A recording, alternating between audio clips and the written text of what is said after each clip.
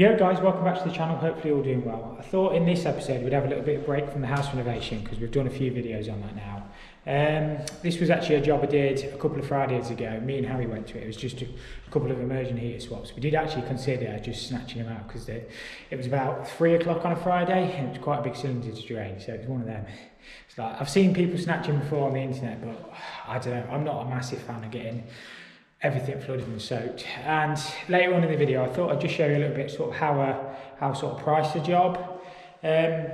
Everybody sort of prices stuff differently, but what you got to remember is like probably 3-4 hours a week I spend just going around looking at jobs, and sometimes that's out of hours, sometimes it can be on a Saturday morning, so everything has to be taken into consideration when you're sort of looking at jobs. But we'll run through that later. I'll let you enjoy the first job, and then I'll bring you back and we'll have a look at some pricing. Last thing on a Friday, we've got 2 immersion heaters to change in this cylinder. I'll just spin the camera around. Sorry if it's a little bit blurry, but the light is terrible in here. So I've just isolated. Basically, another contractor's been out. I'm not exactly sure what's happened. Look how blurry that camera is. That's better. I'll put a bit of light behind the camera. Basically, another company's been out, and this is running. You can see that's running, and they've switched all the boiler off. That expansion vessel will be kaput, and obviously that composite valve is probably going to need sorting. I think it's on the 6-bar one, but we've not been asked to change that. All we've been asked to do is change them 2 immersion heaters because they look after the cylinder and the boiler, but for some reason they've switched all the boiler off as well because that was leaking. It's nothing to do with the boiler, we all know that. That's separate.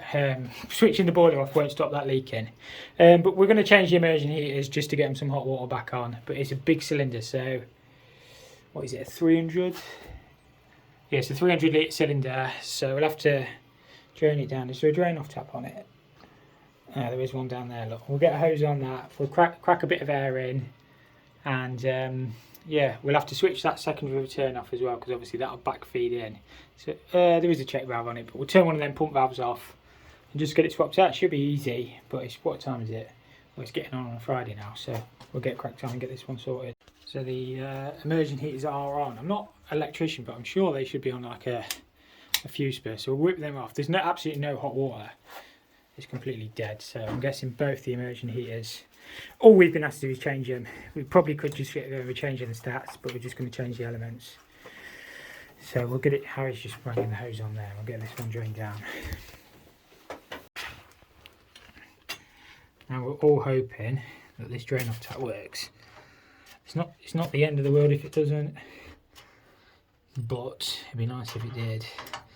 And we've got a new washer ready to put in it as well. It's not the best place to get to be fair. It's been shorned in at the side. It's going to work.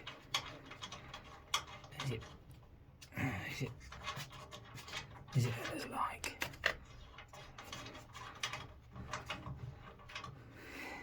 No, it's not going to work. See if we can. Got a new middle ready to go. You got a screwdriver, Harry?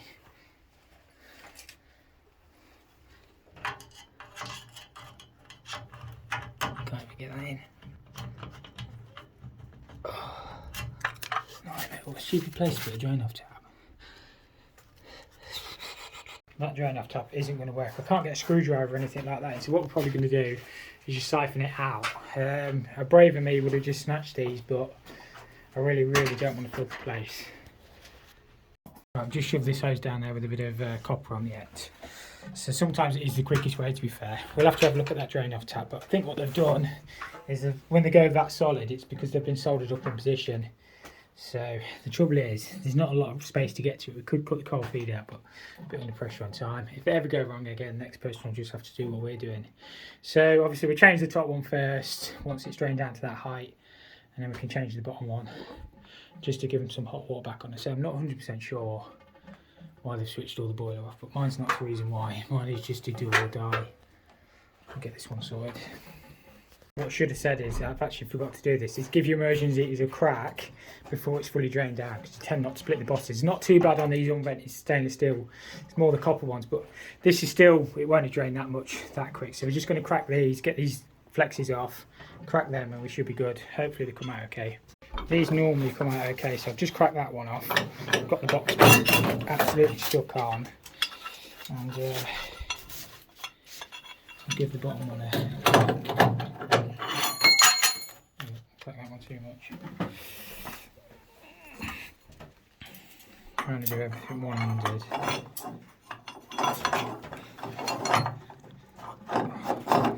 The spanner doesn't actually fit them immersions too well. Let me just put that down a second.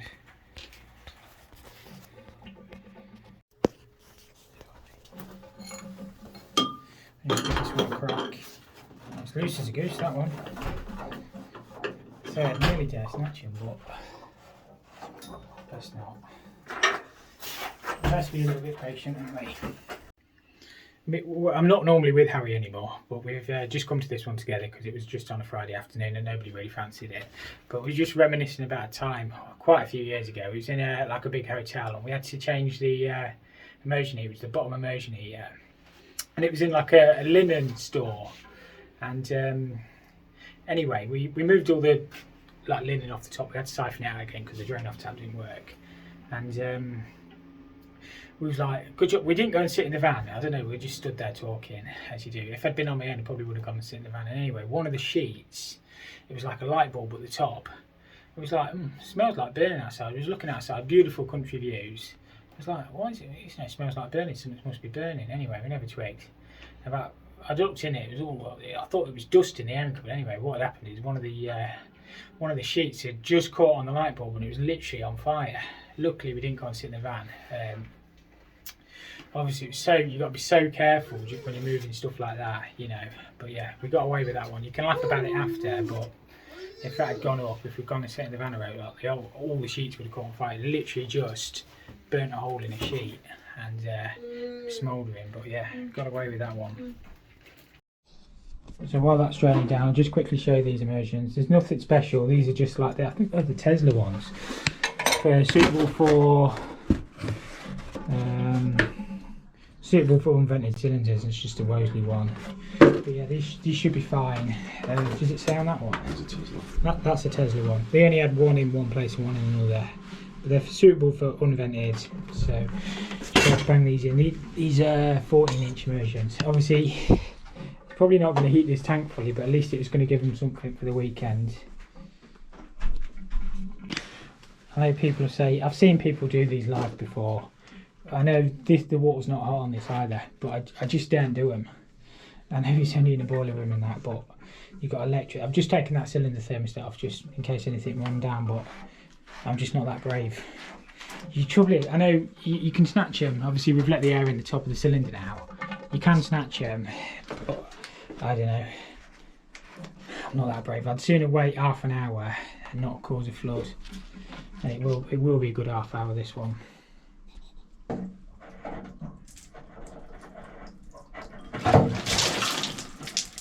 There's still a drop in there, I think, that one. Good job to about cylinder stuff, isn't it? It must be getting close, though. That's what I say, how much pressure there is behind there. You won't really want to do them live. I've seen them done, but nah, we'll just wait. So I say, it doesn't matter if you spill a drop of water in here, nobody's ever going to know. But you just see how much pressure there is behind them. Yeah, I suppose if you were quick and better than me, you could probably do it. So I took that cylinder stuff off so it's the other way. It's now on the floor. Patience is a virtue. That one's completely empty. So the element actually looks okay. A little bit of scale on it. But the other company basically said the immersions were knackered, so we've come out and just changed them. Or to change them. So we've got new, as I've already shown, just new 14-inch. I think they should be a direct replacement. Is it scaled up inside? No. That will show you carriage on the... Yeah, it doesn't look too bad. So yeah, we'll just clean that up a little bit. There's a rubber, there's no need to put any paste or anything like that on these. They'll literally just seal on the O-ring.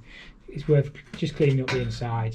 And then while we're wiring that one up, we'll wait for the bottom one to drain out. On these it's a little bit difficult to see, but you've got obviously neutral, your live, and then your earth. So easy to wire up. I think these stats are just on the 2-prong ones. So in theory you can just change the stats if you want. And they just clip back in. And the temperature on these ones, we'll have to check the temperature, but I think they can't exceed 65 even on maximum now. So what is that on? That's all the way on max actually. So yeah, it should be fine. We'll just get that wide up. Speaking from experience here, if your immersion heater feels really tight when you're unwinding it and it feels like it's wound up, what's happened is the hose has dropped through. So it's like getting to a point and that's hitting on the copper. So I once tried and did it, and it literally just like chewed all the end of the immersion heater up. So we'll just let that finish drain and pull the hose out and that'll come out. But you can literally hear it stopping there because it's hitting the copper that we should do. This is the Tesla one, the other one was the Plumb Centre one. But these are, it shows you the factory set look and they're sealed. That's how they normally are. And it shows it, and you probably can't see, that's 60 and then 65. So the maximum that'll reach is 65. And these ones have got the proper cable entry points built on as well. Much better immersion heater than that Tesla one, to be fair. I don't know which one that is, but that one just seems better. We'll stick that one in the bottom when it finishes draining. You can see, although the actual element looks okay, it looks like it's been leaking through the pocket. It's gone all scared, and sometimes that can cause it to trip. So it's probably worth changing the whole lot. It's probably been in there a few years, to be fair. Probably never been used because the boilers always work. But as I say, sometimes when you just change the stats, you can end up with a callback. Yeah, so that one has been leaking. I don't know what the bottom one. Again, on the bottom one, look, let's just pull that stat out. And you can see all sort of build up around the stat pockets sometimes leak, so that can cause the electric to trip.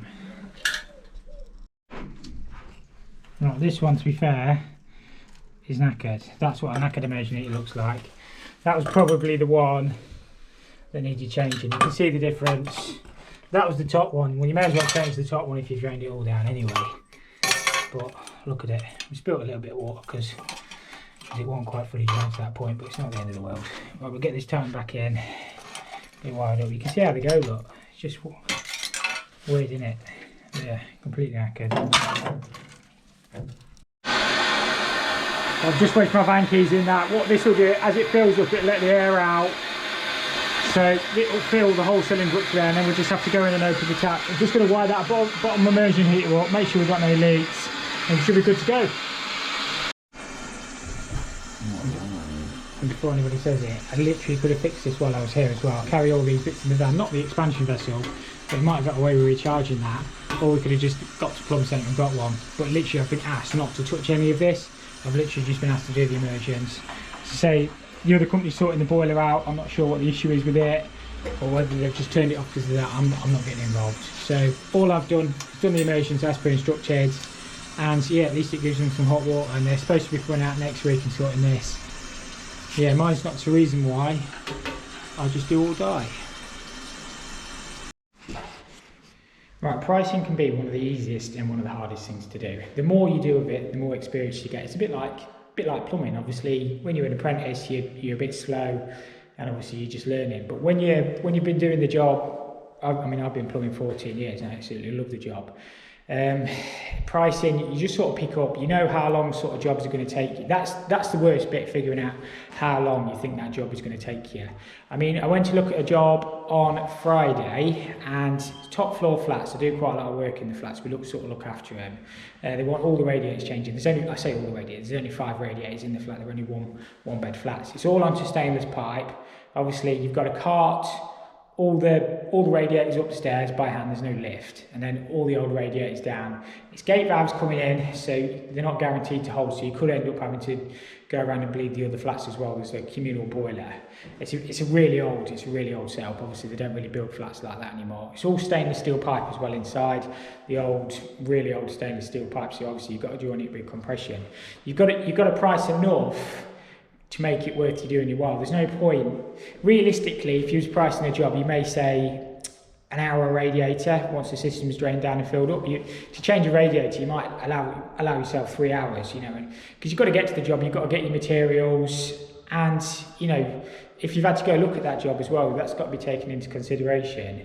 So when I price a job, obviously I'll get the merchant prices back. Say if the radiator is going to cost £250, I will always put a percentage on top of that, because you've got to cover yourself. Say if one of them radiators becomes damaged, which often does happen with radiators, obviously you've got to take that back to the merchant, then get a new radiator. And you've also got consumables as well, like your blue roll, your jet blue, you know, flux, solder. You don't always think about that sort of stuff when you're pricing a job. So you always want to put a little percentage on top of the items. And not only that, you've got to guarantee that for a whole year. So say if one of the radiator valves starts leaking out the pin or something, you've got to go back and change that free of charge.